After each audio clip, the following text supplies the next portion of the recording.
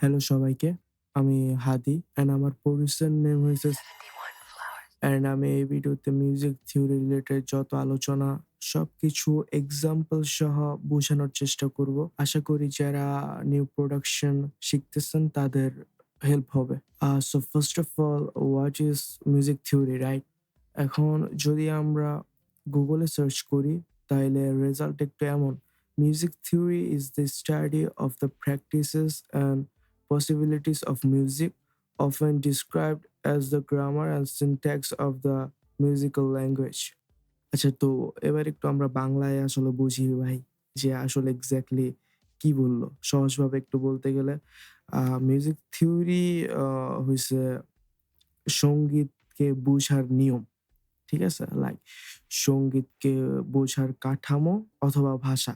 যেমন ব্যাকরণ ছাড়া কোনো ভাষা বোঝা কঠিন, রাইট?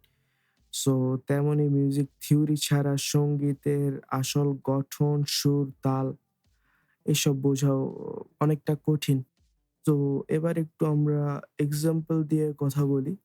এক্সাম্পল দিয়ে বোঝার চেষ্টা করি, তাহলে বুঝতে আরো বেশি সহজ হবে আশা করি। সো আমরা সবাই জানি যে ইংলিশ ল্যাঙ্গুয়েজটাতে A to Z ২৬ টা অ্যালফাবেট আর এই বাদে আরো কিছু নিয়ম আছে, রাইট? তো এবার আমি ৩ টা ওয়ার্ড নেই।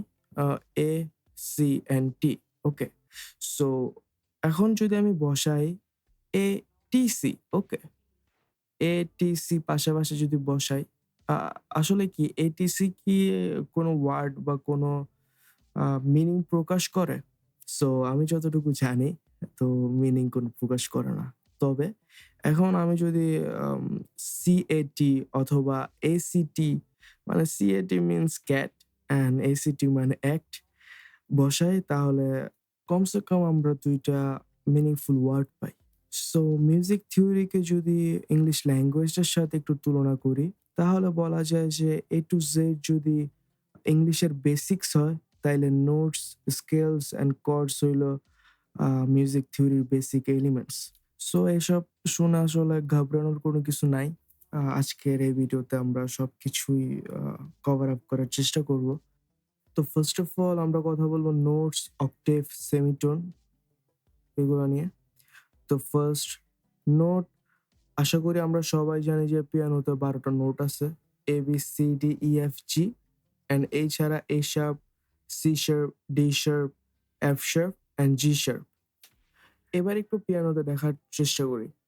C, C sharp, D, D sharp, E, F, F sharp, G, G sharp, A, A sharp, B।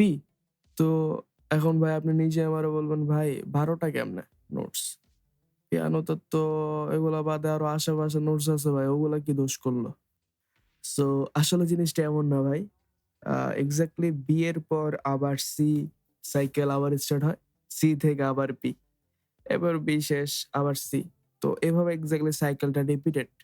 তো ভাই এখন একটা কোয়েশ্চেন যে সি এখানেও আছে, সি আবার আছে, আবার আছে। তো এটা হওয়ার পিছনের কারণ কি? আর একবার যেহেতু সি আছে, আবার কি সি আর প্রয়োজন ছিল? সো এই ক্ষেত্রে কনসেপ্ট হইছে যে যদি লোয়ার অক্টেভের সি হয়, তাহলে সেটা একটু গাঢ় সাউন্ড করবে। গাঢ় বলতে একটু মোটা-সোটার সাউন্ড করবে। আর যদি হায়ার অক্টেভের সি নোটটা বাজায়, তাহলে ওইটা একটু মানে চিকন সাউন্ড করবে। তো রাইট নাও একটু পিসিতে দেখি যে আসলেই কেমন সাউন্ড করে জিনিসটা। আচ্ছা, তাইলে এখন আমরা চলে আসছি আমাদের FL স্টুডিওতে। তো আমরা এখন আসলে চেক করব যে আসলে অক্টেভ কি? আর সেমিটোনস কি?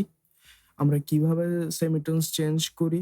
বা কেন আসলে একটা সি আরেকটা সি ডিফারেন্ট সাউন্ড করে? বা একটা কেন চিকন আরেকটা কেন মোটা সাউন্ড করে? তো আমরা চলে আসছি আমাদের FL কিজ এ।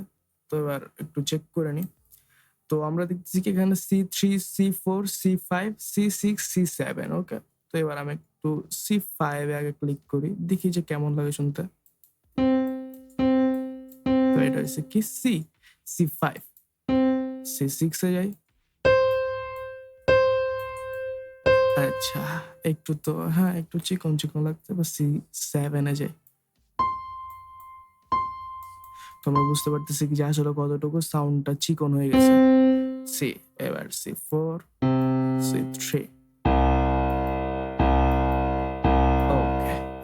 সো আমরা আসলে C3 বা নিচের যে অক্টেভে কাজ করব সেটা হচ্ছে যে কি আমরা আ কর্ডের ডেপথ আনার জন্য আসলে আমরা ওই কাজগুলা করি। তো এবার হচ্ছে যে কি আমি সেমিটোন এখন ধরলাম যে সেমিটোন আমি বলছিলাম যে হ্যাঁ, এক স্টেপ উপরে গেলে। সো এটার এক স্টেপ কি? এটা। ওকে? সো এইটা হইছে এক্স। এটা হইছে এক সেমিটোন আপ।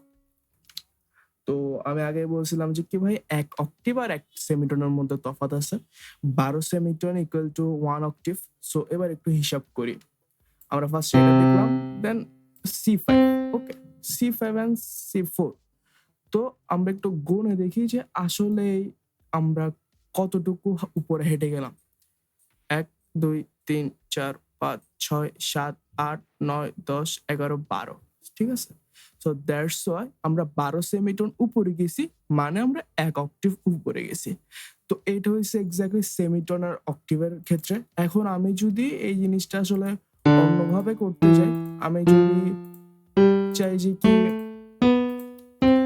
এবার চেঞ্জ করব, ১ সেমিটোন বাড়াবো শুধু একটা স্যাম্পলের বা একটা উম একটা মেলোডির বলা যায়। একটা স্যাম্পল, একটা মেলোডি। তো আমরা কি করি এখান থেকে কনসোলিডেট করলাম। এইসব নিয়ে আমি ফিউচারে দেখি আমি অবশ্যই কিছু বানানোর চেষ্টা করব শর্টকাটস। আপাতত দেখলে বুঝে যাবে আশা করি। তো আমরা এখানে একটা অপশন আছে পিচ শিফট। ওকে? আমরা এখান থেকে 100 সেন্ট যদি প্লাস করি তার মানে হচ্ছে আমরা ১ সেন্ট উপরে গেছি। ওকে? সো সরি ১ সেমিটোন উপরে গেছি যদি আমরা 100 সেন্ট উপরে করি। তো এবার দেখি। সরি।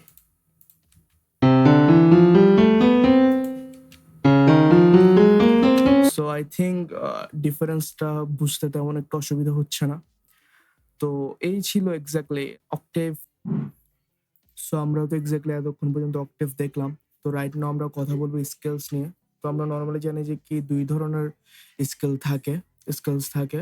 তো first of all major scale, minor scale. তো এখন বলাই যায় যে কি ভাই যে ২ ধরনের কেন হয়? এক্সাক্টলি এটা হওয়ার পেছনের কারণ কি? ফার্স্ট অফ অল কারণ কি? সেকেন্ড এ আমরা কেমনে বুঝবো যে কোনটা মেজরে আছে অ্যান্ড কোনটা মাইনরে আছে? ওকে। তো এবার একটু যদি ডিসকাস করতে যাই, আমি একটা এক্সাম্পল দিছিলাম ক্যাট অ্যান্ড অ্যাক্ট এর। ঠিক আছে? তো নিজে যদি একটু ভেবে দেখেন ক্যাট মানে বিড়াল অ্যান্ড অ্যাক্ট মানে হইছে অভিনয় করা। ঠিক আছে? তো ২ টার মিনিং আলাদা। ২ টার অর্থ আলাদা। তো এইভাবে যদি আমরা আসলে অর্থপূর্বক বা কোনো একটা ইমোশন আসলে বোঝানোর ক্ষেত্রে যদি মিউজিকের ব্যবহার করি, অর্থাৎ আমি বোঝাতে চাচ্ছি যদি আমি স্ট্রাকচার ওয়াইজ আ কোনো একটা কর্ড বানাই মানে বসাই, পাশে বসাই, তাহলে ২ ধরনের স্কেলে হিট করে। First major and second minor. তো এবার যদি কথা আসে যে ভাই হ্যাঁ, এতটুকু বুঝলাম যে আম ২ টা ২ ধরনের সাউন্ড। বাট এখন বুঝবো কিভাবে যে আসলে কোনটা মেজর স্কেল অ্যান্ড কোনটা মাইনর স্কেল? তো এর জন্য আমি আবার FL Keys এ যাবো। আসলে এটা বোঝার জন্য ২ টা ওয়ে আছে। একটা হার্ড ওয়ে, একটা একটু ইজি ওয়ে। ঠিক আছে? ইজি ওয়েটা আসলে বোঝার জন্য না। সেটা আসলে যারা নিউ কামার, যারা বিগিনার, যারা মনে রাখতে পারবেন না তাদের জন্য। সেটা আমি পরে বলব। আগে আমি হার্ড ওয়েটা বলে নিই। তো ফার্স্ট অফ অল ২ টা ফর্মুলা আছে। একটা মেজর স্কেলের ফর্মুলা, আরেকটা হচ্ছে মাইনর স্কেলের ফর্মুলা। তো মেজর স্কেলে কোন নোট থাকবে সেটা আমরা ওই ফর্মুলার মাধ্যমে দেখতে পারবো। তো আমরা তাহলে দেখি যে আসলে ফর্মুলাটা কি? আমি লিখে দিব উপরে। তো মেজর স্কেলের ফর্মুলা হইছে whole step, whole step, half step, whole step, whole step, whole step, then আবার হাফ স্টেপ। ওকে ভাই। এখন সহজ কথা, ভাই আপনি কি বলতেছেন? হোল স্টেপ মানে কি? হাফ স্টেপ মানে কি? তো সঠিক ভাষায় বা সহজভাবে বলতে গেলে হোল স্টেপ মানে হইছে ২ সেমিটোন আর হাফ স্টেপ মানে হচ্ছে 1 সেমিটোন। এখনো হইতে পারে বুঝতে প্রবলেম হচ্ছে। অসুবিধা নাই। আমরা কোট কু মানে ক্রিয়েট করি দেখি যে আসলে কিভাবে হয় জিনিসটা। তো আমি সি মেজরটাই দেখি আগে দেখাই। তো সি। ওকে। তো সি আমরা একটা বসাবো, নোট বসাইছি। তো কি বলছিলাম, হোল স্টেপ, ফার্স্টে হোল স্টেপ। তো হোল স্টেপ মানে 2 ঘর উপরে যাবে, 1 2 2 ঘর মানে 2 ঘর উপরে 3 ঘরে না, 2 ঘর মানে 1 2 1 2 1 2 whole step, then whole step 1 2 whole step, then কি, then half step. Okay, whole step half step, then whole step, then whole step, then আবার whole step, then half step. তো এটা আমরা যেটা ক্রিয়েট করলাম সেটা হচ্ছে জায়গায় আসলে আমরা ফর্মুলাটা লিখলাম। আমরা ম্যাথ করার আগে একটা ফর্মুলা দেখি যে ভাই এটা এই ম্যাথের ফর্মুলা, এটা ওই ম্যাথের ফর্মুলা, এটা মেজরের ফর্মুলা। এটা আমি ডি তেও ক্রিয়েট করতে পারবো, ই তেও ক্রিয়েট করতে পারবো, আপনি যেটাতে চান সেটাতে এই ফর্মুলা ওয়াইজ ক্রিয়েট করতে পারবেন। ঠিক আছে, এবার আমি মাইনরের ফর্মুলাতে যাব। এত হার্ড কোনো কিছু না। হোল স্টেপ মানে হয়েছে 2 স্টেপস আর হাফ স্টেপ মানে হচ্ছে 1 স্টেপস। ওকে, তো এবার আমি মাইনরে যাই, সি মাইনর। তো সি মাইনরের ক্ষেত্রে আগে সি, দেন আমি যদি সি এর ফর্মুলাতে যাই, first of all whole step, half step, whole step, whole step, half step. Okay, আমি আবার দেখাই, C whole step, half step, whole step, whole step, half step, whole step, whole step. ঠিক আছে, আমি পরে কোথাও দিয়ে দিব ভিডিও এডিটের সময়। তো এই হয়েছে ফর্মুলা, আমরা জাস্ট নোটার ফর্মুলা লিখলাম। এটা হচ্ছে সি মেজর, এটা হচ্ছে সি মাইনর।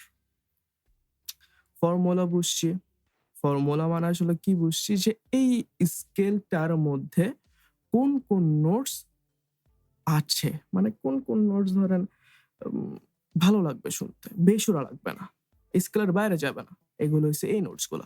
এবার আমরা একটা জিনিস খেয়াল করি, এখানে 1 2 3 4 5 এই নোটস গুলো হয়েছে যে কি অ্যাবসেন্ট, মানে এই নোটস গুলো নেই, মানে নাই, ফর্মুলার বাইরে। তো এই নোটস গুলোকে বলা হয় ইন্টারভাল। এই জিনিসটা বলতেছি জানা উচিত, বিকজ আপনি যদি কখনো কোনো প্রফেশনাল প্রডিউসারের সাথে বসেন, সেই ক্ষেত্রে যদি এইসব ব্যাপারে না জানেন তাহলে আপনি হইতে পারে আপনাকে ইমেচুয়ার প্রডিউসার হিসেবে তারা জাজ করলেও করতে পারে। তো এটা তাই বললাম। তো এবার আমি বলছিলাম যে কি আমি ২ টা ওয়ে বলবো। এবার আমি ইজি ওয়েতে যাই। তো ইজি ওয়ের ক্ষেত্রে এখানে ক্লিক করতে হবে। মানে আপনার কিছু জানেন না, আপনি একটা বিট বানাবেন। আপনি জানেন না আসলে কোন, কোন নোটস আছে। তো সেই ক্ষেত্রে আপনি এখানে যাবেন ভিউতে। ভিউতে গিয়ে এই দেখেন minor C, minor harmonic, minor melody. তো আপনি এখান থেকে ক্রিয়েট করবেন সি। আচ্ছা, প্রথমে মাইনরে ক্লিক করলাম। দেন আবার হতে পারে। দেন সি, আচ্ছা সি মেজর। ওকে, সি মেজর। তো এই ক্ষেত্রে আসলে ডিফারেন্সটা কই হচ্ছে? ডিফারেন্সটা হচ্ছে যে এই যে ইন্টারভালস গুলো আছে, মানে যেগুলো অ্যাবসেন্ট, যেগুলো আসলে ওই স্কেলের বাইরের নোটস, সেই সব জায়গাগুলো একটু আমি বলবো ডার্ক হয়ে গেছে। আর অন্য যে জায়গাগুলো আছে সেগুলো, মানে যেগুলো আসলে প্রেজেন্ট বা যেগুলো মেন নোটস, সেগুলো এক্স্যাক্টলি কি সেই সেই জায়গাগুলো ব্রাইট হয়ে গেছে।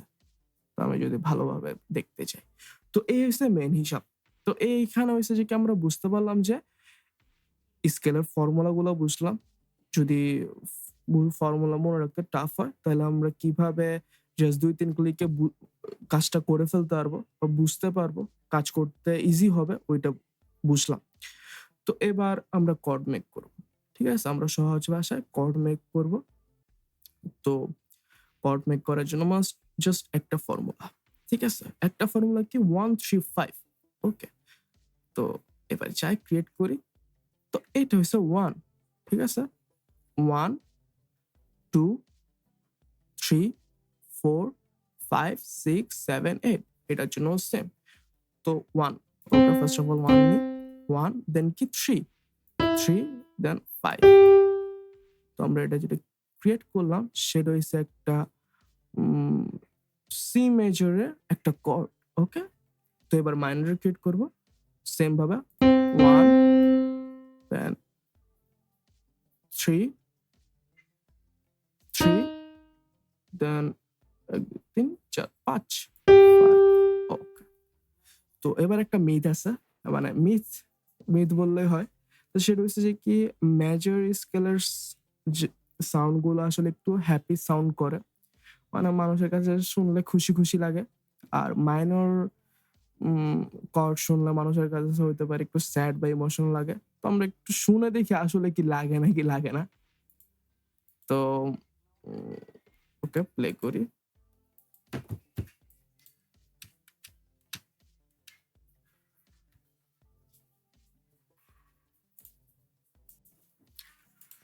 সো প্লে করি। কেমন জানি লাগলো? দেন বুঝলাম না। দেন এটা দেখি। ওকে। সো সিরিয়াসলি বলতে গেলে এটা একটু ইমোশনাল সাউন্ড করতেছে অ্যান্ড এটা একটু হ্যাপি সাউন্ড করতেছে। আচ্ছা, হইতে পারে যে আপনার ফার্স্ট অফ অল যেহেতু কাজ করতেছেন বা শুনতেছেন আপনি নাও বুঝতে পারেন জিনিসটা। সেটা কোনো হার্ড কিছু না।